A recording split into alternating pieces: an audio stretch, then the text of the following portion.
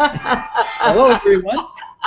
The bells are ringing to signal that it is time for us to start our discussion today. This is Devin Thorpe with Your Mark on the World, and I have with us a very special guest today. It's Diana Campoamor, who is the president and CEO of Hispanics in Philanthropy. Diana, thank you very much for joining us today. Devin, it's a pleasure to be here with you. You know, I read all about you, and I think, you know, when I grow up, I want to be like you. Oh, you do have a good sense of humor. So thank you very much for joining us. Well, I'm excited to start off with the interesting angle of HipGifts. You've launched this new crowdfunding site, and I want you to tell us more about what's going on at HipGifts. So, you know, there are over 150 crowdfunding sites. So the question becomes, why start something new, right? And, you know, innovation sometimes is not about, you know, inventing something out of nada, but it's about a different twist on a really good idea. So what we've done is we've taken this great idea of crowdfunding and we've given it a new twist. And what is that twist? Twist is a focus on Latino communities and Latin America. Why? Because we know that that Latinos are givers, and we know, for example, that, you know, a number of families send money home to their countries of origin, and we want to be helpful. We want to be helpful by developing an online platform that is for this market, and also helping to ensure confidence in these investments. We do that by vetting organizations, by training them. The 23 organizations that we vetted for our first campaign were organizations that for the most part had not used crowdfunding. And you know, if you're in the social change business, as Hispanics in Philanthropy is, you know, technology is a great opportunity, you know, for people to be a part of it. You don't have to be, you know, Bill Gates. You know, you can have $5 and you can be a philanthropist. And I think that's the biggest promise in philanthropy right now. It takes all of us, and it takes that impulse of generosity, you know, to get, you know, the word out and to be a part of the solution, and all of us can play. Yeah, I think everyone wants to be a part of the solution, but oftentimes people don't know how. I wonder if you would just tell us a little bit more about some of the specific projects or enterprises or nonprofits that you've had on the on HipGives so far. Absolutely. Let me tell you about one that I personally supported. It's an organization called Wages, and it forms cooperatives of women that do a variety of things. These are mostly new immigrant women. Many of them don't speak English, but they're incredibly bright, incredibly entrepreneurial. And they decided that they wanted to do an ice cream business. Ice cream has, you know, a big markup. And so they decided that they were going to manufacture popsicles, and they needed little carts to take their popsicles around and sell their popsicles. So that's one of the projects that exceeded their goal in the first few days. So that's one. There's another project in Mexico with an organization, a very well-known organization called Appleseed.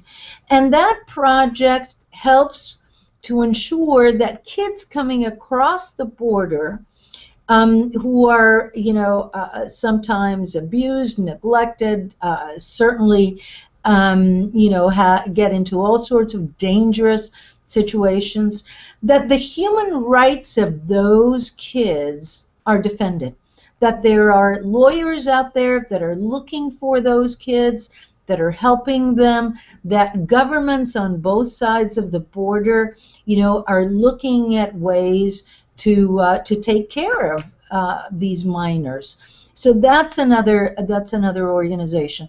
Museo de las Americas in Denver. No, I'm sorry, not in Denver. But Museo de las Americas was another of the organizations that was a part of the group. So you have educational projects in North Carolina. You have youth organizing projects in Philadelphia. We had community cooperatives in California, human rights and public interest law in Mexico, and lots of things that one could be a part of. Well, it's just it's exciting to see all the good things that are going on there, and I appreciate you sharing them with us. Tell us a little bit more about what other things your organization, Hispanics in Philanthropy, is undertaking. Mm-hmm. So here's the issue. A couple of years back, I mean, philanthropy is huge, right, in this country. And I think that's one of those American institutions that we can all be really proud of.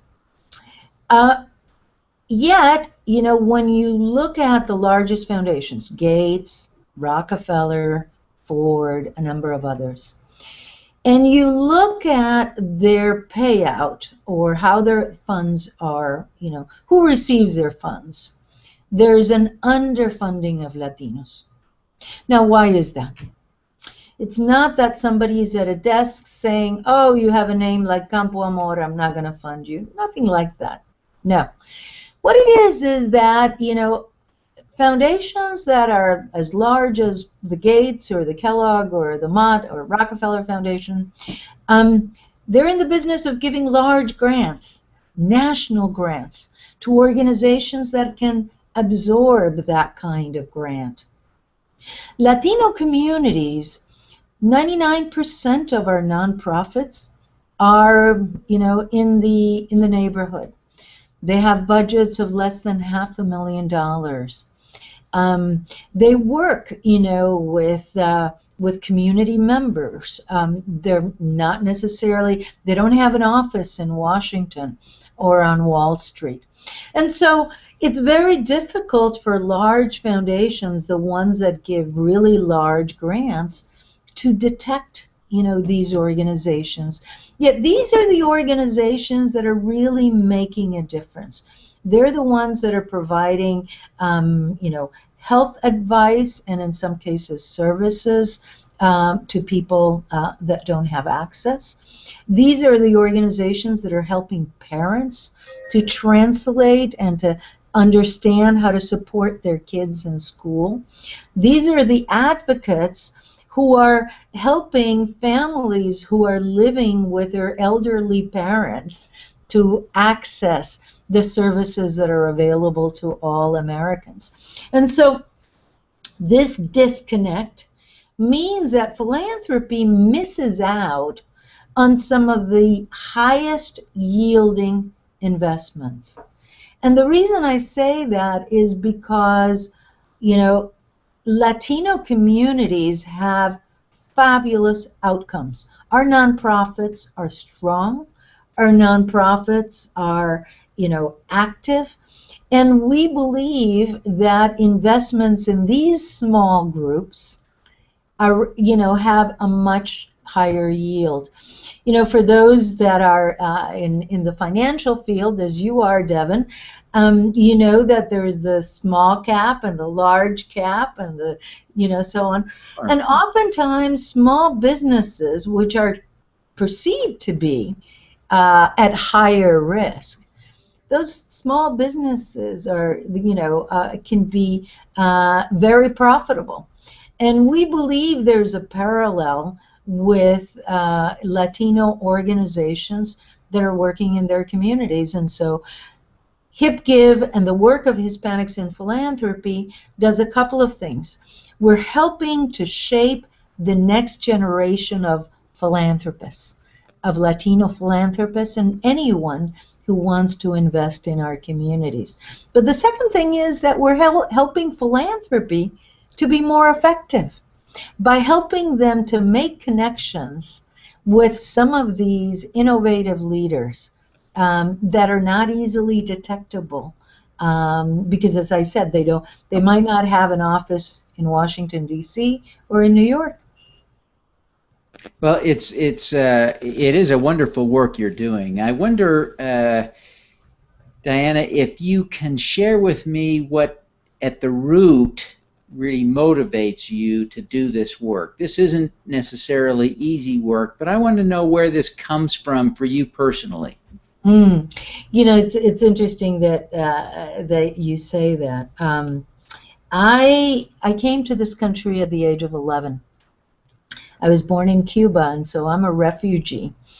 And you know, and I remember, you know, seeing such disparity in my country, and in a way, you know, I felt that writing to organizations like, you know, Ford and Gates and other foundations, in a way, it was like, you know, writing a letter to Santa Claus, you know, saying.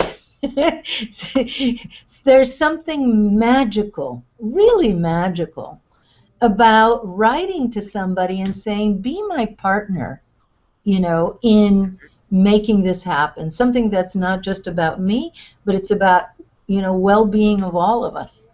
And so, you know, I've been blessed with a wonderful opportunity to work with a number of people that you don't see here, but there's hundreds and thousands of folks that make this work possible. One of the things that I like to say is you don't have to be Hispanic to be hip. We have a lot of hip members that are not Hispanic, but who are involved in our work because they understand the vibrance, the social capital, and the you know, and the values that we bring to this country.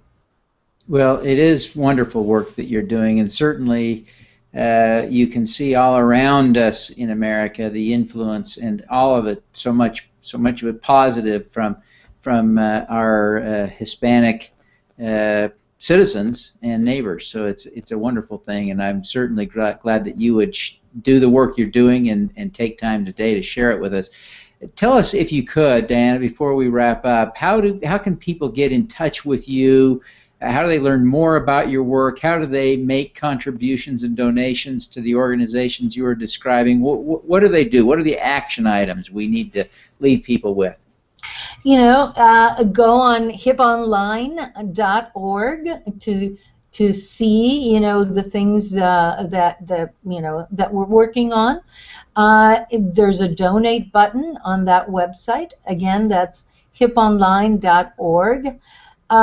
If you want to look at projects that are being featured, go to HipGive.org. Again, HipGive.org.